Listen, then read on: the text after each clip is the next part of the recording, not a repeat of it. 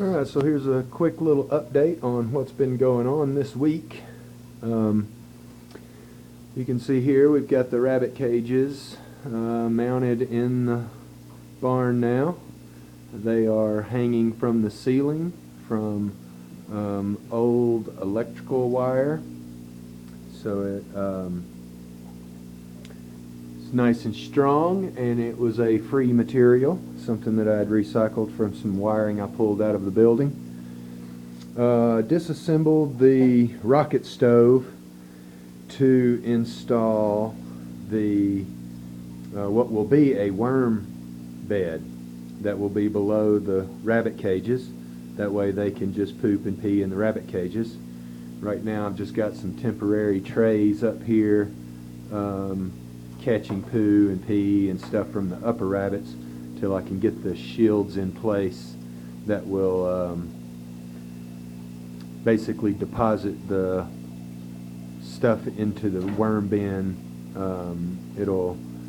I'll have some plastic that will connect here at this edge, and then we'll connect back there at the back edge of the bottom cage, and then their poop and pee will go down a slope and then down the back of the cages, and we'll end up in the worm bins, and will make my life a little easier. Got the male cages over here and a couple of grow out cages that are empty.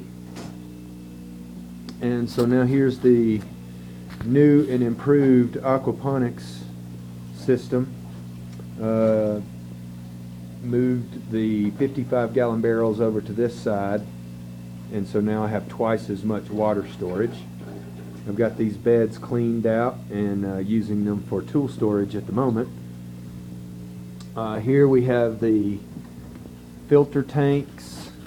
This is the first filter tank that goes into a swirl filter, and then it drains over into that tank. And then if you can see there in the back distance is the main sump tank. Now we've got, this is the fish tank, and we've got some, you see a couple of those guys down in there. We've got this film on the top of the water here. You can see it's a pool cover. It's insulation and evaporation control. So I've got that in all of the beds now, so that's what helps keep my humidity under control. As you can see here, that we have plenty of humidity. Everything is wet, and it's like almost like it's raining in here.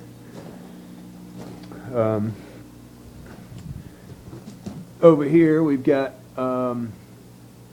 the sump tank and another drain barrel, and the sump tank and this drain barrel are connected together, so it's kind of like one big sump tank. So we've got a nice new system with all of the piping run under the ground, supply and drain lines. You can see here where the one comes in, you can barely see the pipe there in the ground, and where the supply line goes into the ground, it goes over and comes up there. The larger one comes out here at the bottom of this tank, kind of hidden by the gravel, and it goes up. You can see a little bit of pipe there, and it takes a turn there and then goes into these two tanks. So this pipe here, it just connects the two tanks together to make them a single tank, and then this is the overflow that flows into the sump tank. So we've gotten a lot done over the last couple days. A buddy of mine, Grant, helped me get a lot of this done, and without his help it would have been very difficult. I'd probably still be working on it, and I still am working on it, but it's much more useful now. So you can kind of see what we got going on. Soon to have some more veggies in here, and kind of starting over. System got a reset and cleaned and kind of ready to go now. So there's a good picture of the rabbit cages and how they're set up, and left me a nice amount of room in here to still work and do the things I need to do. So yeah, this is turning out really good. Hopefully the rocket stove, the mass heater here, will be my next improvement project. This one didn't burn quite as hot as I'd like it to, and I've done a little research and found out how to make some improvements. And I think I'm going to do, rather than a thermal mass heater that goes along the floor like it used to go along where the worm bin will be, this one will be a vertical stack. So it'll go into the main chimney, which is inside the barrel here, and then we'll exit the barrel at the bottom down there, and then we'll go into more vertical chambers, go down more into another vertical chamber, and then probably out at that point. But that will be my thermal mass, and going to try that out, and that will save me some floor space and hopefully give me some heating capabilities for when it's in the negatives. But you can see right now the fish tank is staying right now at 75 degrees with just small inputs of heat. With the insulation that is now on the tops of everything, all this pool insulation is making a huge difference in how much heat is being lost.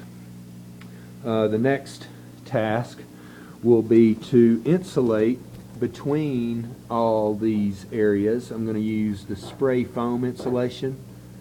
That will seal up this back area. I'll insulate all around these tanks, and I'm probably going to insulate around the two tanks over here and build somewhat of an enclosure to make it look a little neater and also help with thermal storage. So just trying to get it to where it's very few inputs and getting a lot of output out of it. So if you've got any questions, just shoot me an email or a message, and I'll try to answer any questions you've got. But it is going well, and I hope to have some sprouts over the next week or so to get back into the system. You see my goat out there, Miss Mo. She's just hanging out, and then there's Coco through the window there, standing on top of the bricks. So yeah. Hey, Mr. Bunny. Yeah. All right, guys. Well, that's it for right now. Still got a big mess here to clean up and organize, but it is definitely a much more functional space. And I've ran out of fodder seeds, so I've got to go get some of that. So I'm on my last couple of trays there, getting those for feeding the rabbits. So I need to get that over the next few days. But there you go. Like I said, if you got any questions or want any advice setting up your own system, then definitely give me a shout, and I'll do what I can to help. This is pretty awesome stuff. All right, guys, take care.